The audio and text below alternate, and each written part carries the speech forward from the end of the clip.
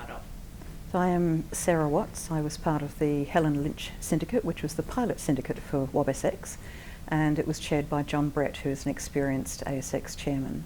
And we had 12 fabulous women around the table. We met every month for about 3 hours and went through the program. Prior to that, I was a C-suite executive, so I've been a CFO, a COO and a CEO. I thought the WOBSX program was really interesting, and it came at a particularly good point for me in my development of my NED career, because I was finding that I wasn't being considered for directorships for listed organisations, and I didn't understand why. And I knew that I needed a little bit of help with the way that I was positioning myself and my resume, and the WOBSX program gave me the opportunity to test some of those things out in a fairly safe environment. So specifically, I was looking to